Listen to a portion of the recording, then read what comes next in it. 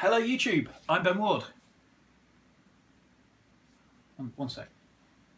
What are you doing? What? What are you doing? I'm just using the VR headset. Okay, what are you playing? Sonic? Is that on it? No. No. Oh. No, it's not. What? Nothing, don't worry about it. What? Not playing anything. What the hell are you doing?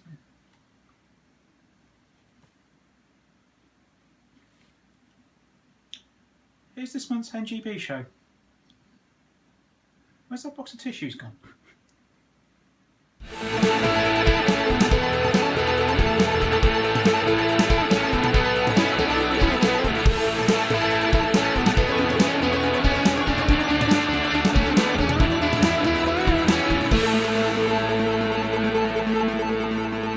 Whoa! Shit! Yes, we're back. It's another episode of the NGB show. It's a little bit belated. Life's gotten in the way. A bunch of other stuff's happened.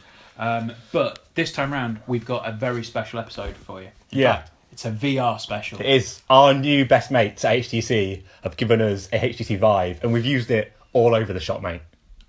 Yeah, we used it for check out some games, check out some more games, check out some games. What was the other one? The games. What? Games. Okay. Yeah, all the games. Okay. So yeah, check this out. These are some of the bits we checked out. Okay, so we have Matthew, and Matthew is in virtual reality. So we can see what's currently on his screen. And Mini golf. yeah, don't play mini golf in this tinier space. It'll be bad. Oh! I've got hands. Yeah, VR's really amazing.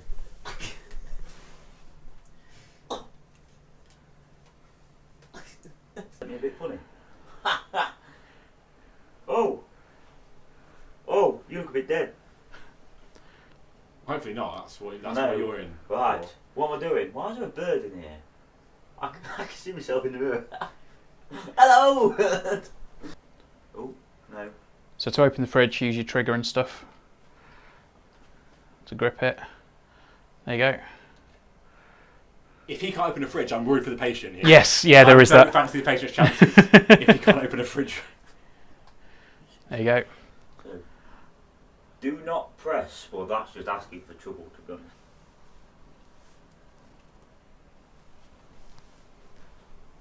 Do you know what it is you're doing? Nope. Okay. It's a heart transplant Right.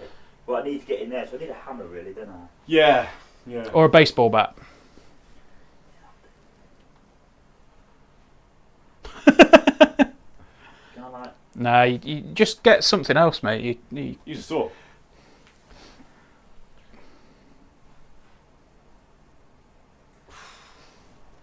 This is causing me physical pain to watch this. Precision. precision. Don't lose the bits of rib in there, will you? Well, I played this with an Oculus. Yeah. It was one of the dev kits for Oculus a few years back. Yeah. And that was legitimately weird because they set it up so that you had Don't lose that, mate. they set it up so you had your keys as your fingers. So the space bar was your thumb, God, that'd be strange. and I think A, W, E, R were your fingers. Yeah. So it was like that basically when you're doing it. And for those that are, watching on camera, I'm moving my hand around. He's wiggling his fingers. Yes, It's very descriptive. Yes, indeed. So that was like how you did the VR stuff with that. But this adds a completely new dimension to it. I know that's a really cheesy thing to say, but it's crazy the level of detail that's on this. I mean, how are you feeling about it as someone who's in it, Matthew? Oh, this is great. That's good. Yeah. If you look at the ground where the grass is waving around, the frame rate is making me feel slightly ill. So I'll keep looking up towards the sky instead. Okay, right. It's nice though. It's a nice demo. It's a bit, look around. Frame rate's not holding up great actually. No, if you so if you just hold or tap the button above the touchpad, so the top menu button. Okay. Yeah. Got it. So look at one of those, and I think pull the trigger. Okay. Or. Okay. Oh, that's cute. The frame rate's still a bit sketchy, isn't it? Yeah. This is the boiler room bit from Spirited Away, isn't it? It is, yeah. Yeah. Cool.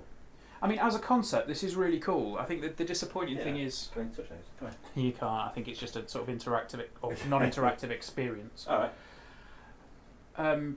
Yeah, I mean, I think in terms of the frame rate of it, I'm a little bit disappointed. I don't know if it's just a limitation of the graphics card that we're using or anything like that. I mean, it shouldn't be because we've got a monster in there. I was going to say, surely you'd have to, in that respect, you'd have to have an absolute monster to run everything perfect, though.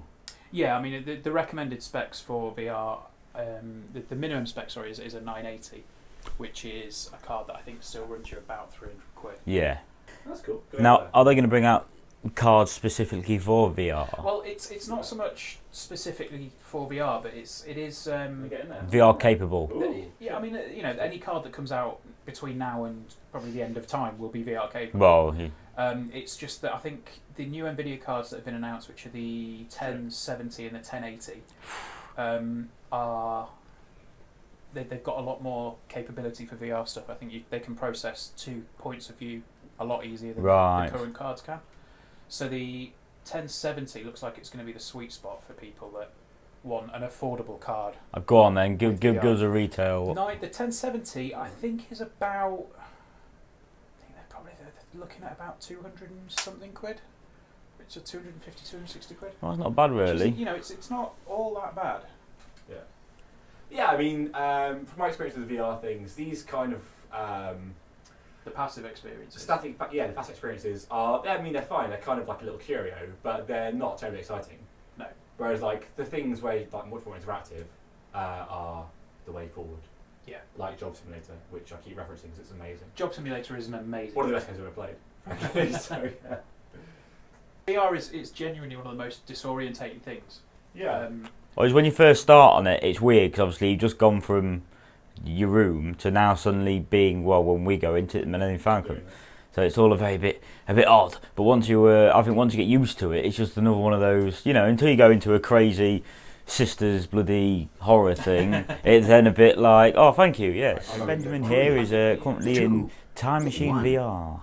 It looks quite exciting. I'm pretty envious at the moment. It's quite claustrophobic. It's got dinosaurs in it for a start. Well, I've been told it's got dinosaurs anyway. Yeah. Well, I suppose he goes back to the dinosaur era, doesn't he? So, era. yeah, absolutely. It's never been there. I mean, I've heard about it. Beautiful. Sounds pretty good. In fact, what's were I to This is lower the the time to go. shutters, It looks like he's going back in time. Ben, This is not dinosaurs, mate. Ben, what's happening? outside, You can't hear us, can you? we've arrived.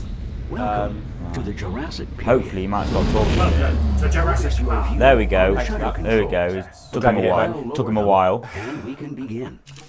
Okay. Right. Okay. Here we go. So it looks like he's... Let me see some bloody dinosaurs. There you go. He wants to see some bloody dinosaurs. Okay, I've frozen time. Look at that. It's All frozen the time. waves in that. It's like Quantum Break all over again, isn't it? It is, isn't it? Yeah. Send one of those blasty things out. Has it got weapons or something?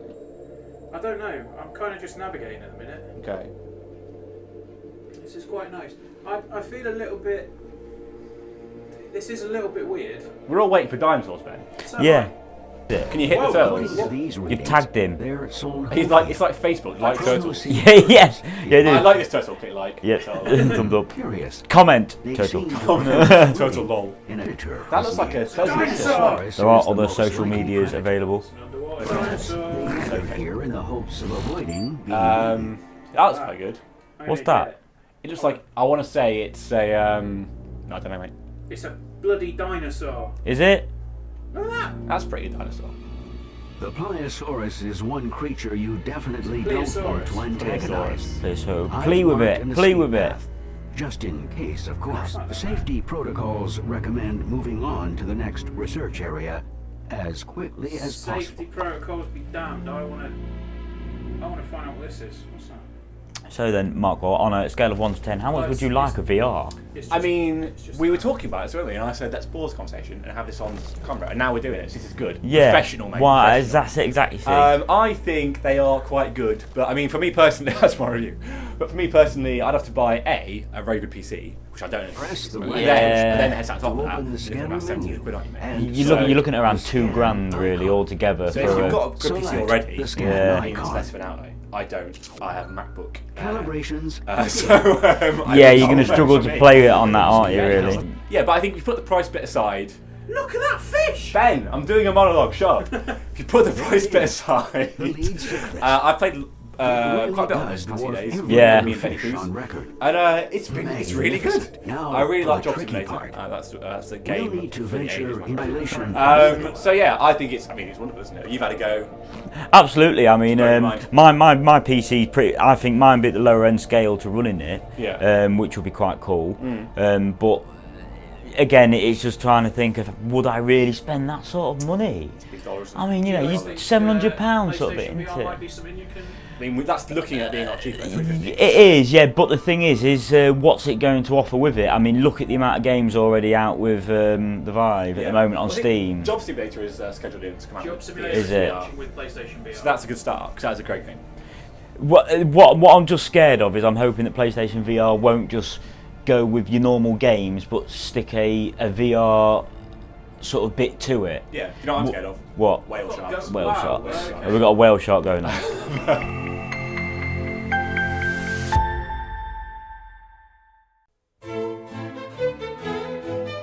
It's time to jack in and find out what Matthew Golding thinks of Sisters on HTC Vive.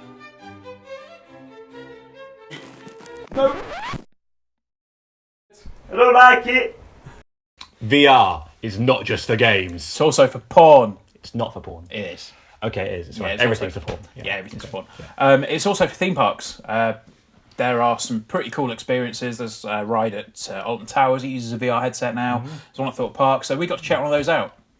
We've come to Thorpe Park, home of this, and this, and this. But we're here to check out Derren Brown's Ghost Train.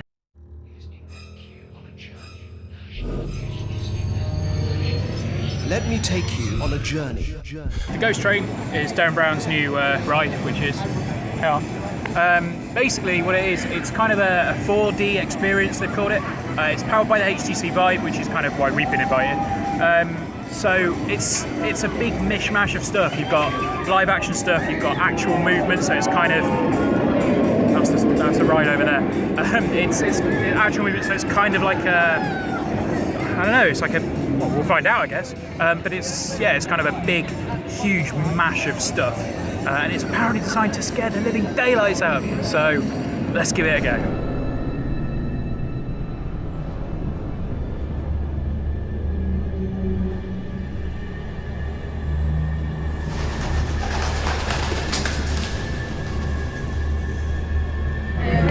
Hello. He's scared. I'm a little bit apprehensive. The music's kind of getting me in the mood. Yeah, it's a bit freaky. There's planes overhead. We're near the airport, so that's kind of happening. But yeah, it's going to be interesting.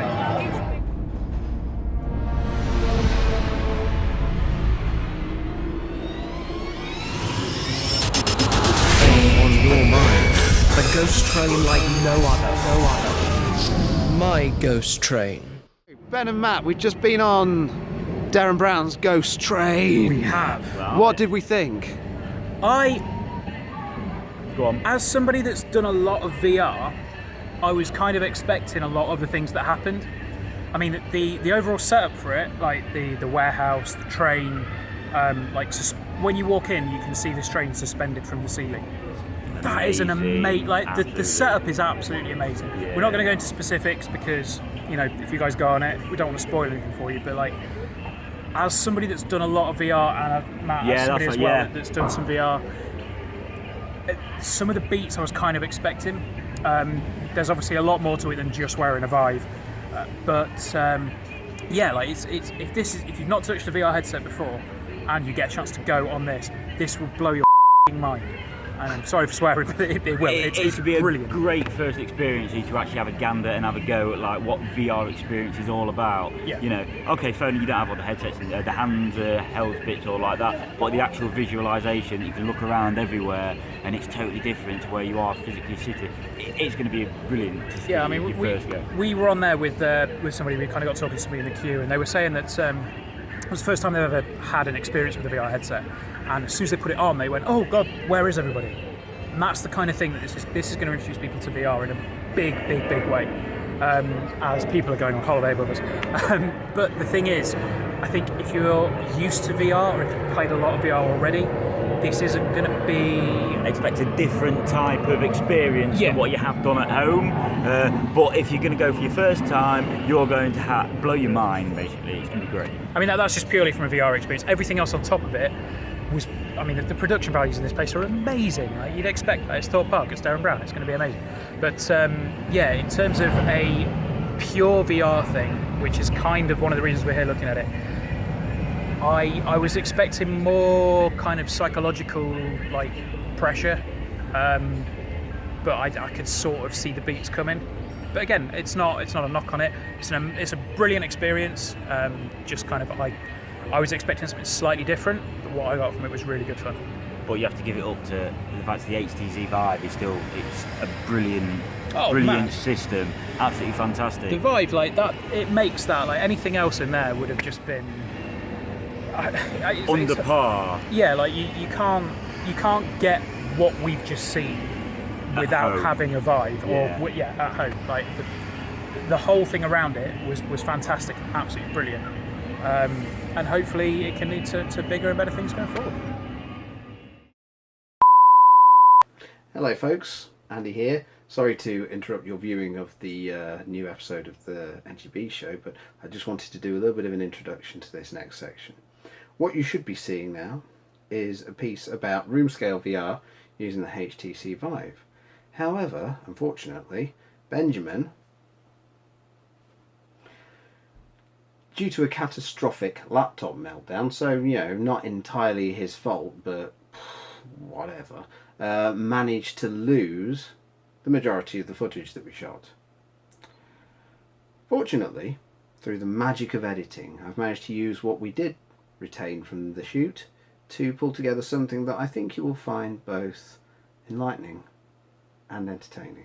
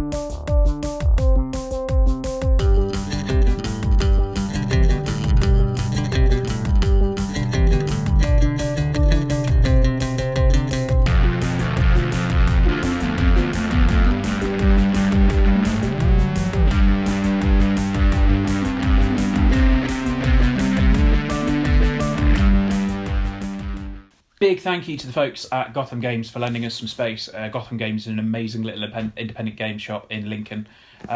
They lent us their room upstairs for the room scale VR stuff. But yeah, it's a decent little place. It's good. I bought a Game Boy. It's true. Yeah.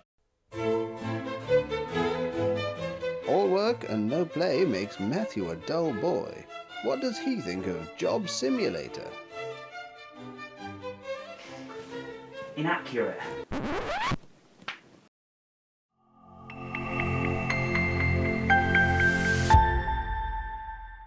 So VR then. Overall thoughts. What do we all think? Johnny? I think VR is a good thing. It's a good thing. Yeah, that's me done. Okay, that's right. Do you reckon it's hit stage? Do you think it's going to be a long-term thing? It's very difficult, isn't it? Because things like the Kinect after the Wii, you thought that would hang around, and it sort of died. Oh, nobody thought the Kinect would hang around. I don't know. I thought after the Wii, I thought there's a market for this. But then VR, I mean, it's very enjoyable. We've all had a good go on it. Absolutely. Yeah.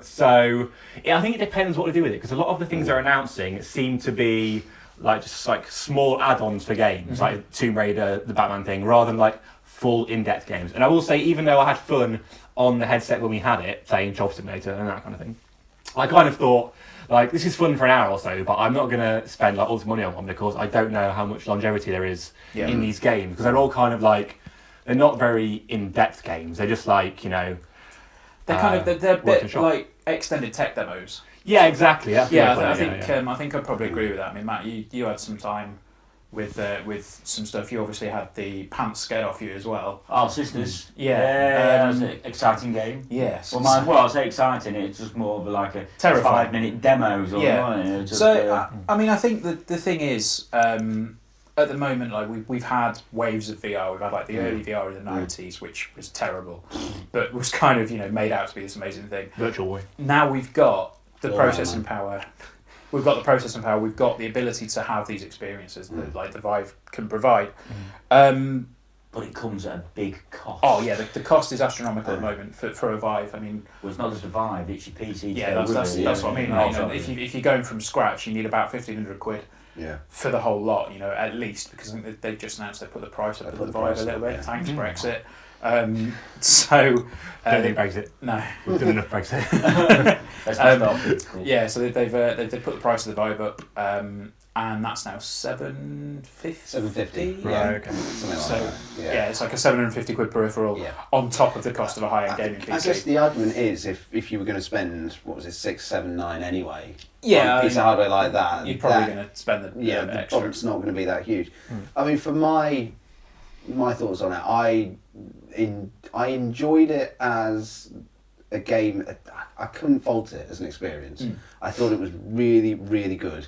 I didn't spend as much time on it as you guys did. I got a chance to play the Deep, is it? The underwater one where you see the whale. Yes, the blue, I think. The blue, yeah. Did you punch jellyfish? I did punch the jellyfish. In fact, it was the jellyfish. It was the dark, the sort of the real deep underwater one with all the luminescent fish that was kind of the real sort of game changer for me. That the immersion that I got out of that was incredible. And like you say, Job Simulator, absolutely. When you punched jellyfish, did you go for the uppercut or did you go for the straight? I didn't necessarily punch them. I kind of just tapped them like that, at them like a small child. Johnny's just full on violently smacking them.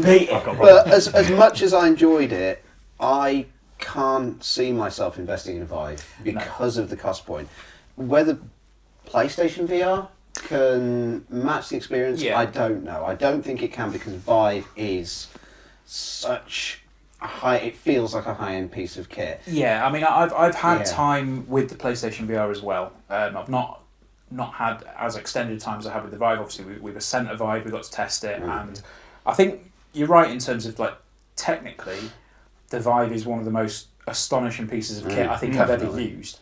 There is a moment which is just magical, where when you pick those controllers up for the first time in the virtual space and you reach out and they're exactly where you think they are, it's really, really, it's just amazing. Like that moment is just fantastic. What I've experienced of the PlayStation VR, it's not quite as one-to-one with the tracking. Because obviously you've got, with the Vive, you've got one base station over there, you've got one base station over there. The PlayStation VR just uses the PlayStation camera. And if you turn the controller away, that's the light source. So it almost loses it. Okay. That was at E3. I played a game called Battlezone, which is actually quite a lot of fun.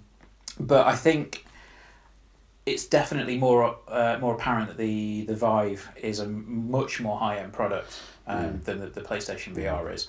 We're hopefully going to get some more hands-on time with PlayStation VR shortly.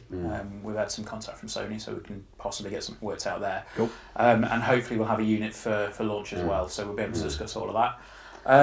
But yeah, I mean, I don't really know where the future of I don't necessarily think that, this is the future of gaming. This is, everybody's going to be going down this route. I think it's going to be a really nice option, and I think the way that Sony are looking at it, like Shueishida's come out and said, we're treating this as the PlayStation all over again kind of thing. So he said, like, this first iteration of PlayStation VR is going to be like the PS1.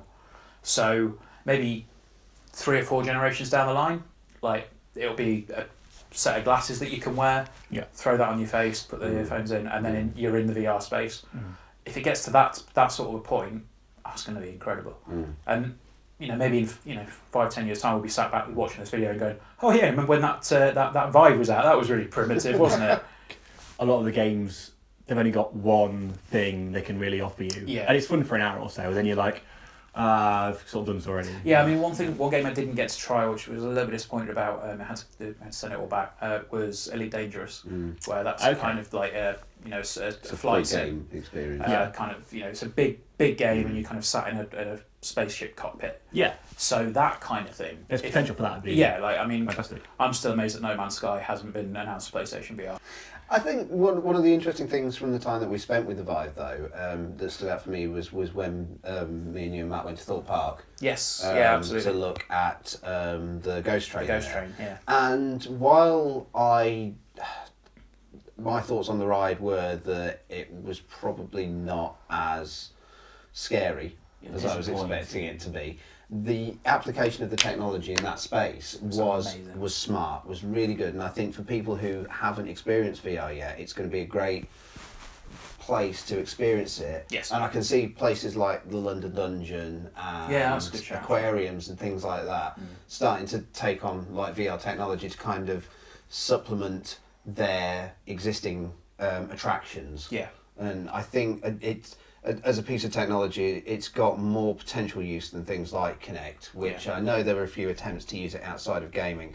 I think VR certainly has that. Yeah, I mean, Mark, you obviously, so went to Thorpe Park. Yeah. What did you think to not only the use of VR, but kind of the way in which it was used? The entire setup of the actual ride, as in you're going in, it was really well set up. The whole thing, it set a presence to you when you're getting in there. So you started to feel, okay, this could actually be quite good. But physically, you sat on there, the headset, the quality that you got from it, it was brilliant. Just like we sort of did, when we were filming it here. But okay, the actual ride itself, as Andy said, it wasn't really that scary. Whether that's just us or some people might find it. I think the thing that not necessarily disappointed, because I still think as an experience it was quite impressive. I think the thing that threw me a little bit was attaching Derren Brown's name to it, and kind of it was hyped up to be this very psychological. It didn't feel very Derren Brown. I was expecting it to be this huge kind of this thing that would stay with me for days afterwards, kind of like almost like a psychological terror kind of thing, and like creeping in and going, oh shit, what was that? And it didn't stick with me. In terms of technology, you have 30 headsets all in one confined space, and every single one worked perfectly. Which was just astonishing to me. I mean, like in terms of the tracking and everything, there were some issues with. I had 2 issues where I had issues with the audio from the headset, but again, there's a lot of teething trouble. Which I think somebody else that we know went over the weekend. I think they had the same thing where the ride was closed, and then when it eventually opened, it was a 3-hour queue. It's like I think overall, it's fair to say VR is kind of an exciting prospect. It's just in its infancy at the moment, and I think people need to figure out what's going to be best for gamers, what's going to be best for publishers, what's going to be best for developers, and essentially what's going to be best for everybody in terms of creating these experiences. So, cool. Exciting times ahead. Yeah, bottom line, if you've got infinite money to spend and you have a massively powerful gaming PC already, go out and buy one. If you're on the fence, maybe hold off for the moment. Wait till there's a few more games that you can definitely say you want to get involved with. I'd say won't go for the cheaper option as well, because it doesn't necessarily mean it's going to be a similar experience. Yeah, I mean, get what you pay for. Yeah, if you throw on a headset that you stick your phone in, it's not going to be. If that's put you off, don't necessarily let it, because it's totally different experience from the Samsung Gear. I mean, the Gear VR is impressive for what it is, but it's. I mean, there's a it's not the be all and end all. That's a total different kettle of fish. You ask me. Bum. So, put that on the review. Won't go there. Fair enough. So that'll do us. Thanks for tuning in to the NGB show, and we will see you all on the next one, which will be sooner than this one's come out. I can tell you that much now. Share, subscribe, like, share, comment, subscribe, blah blah blah all blah that blah stuff. blah. Bye. we fire it for next week? What?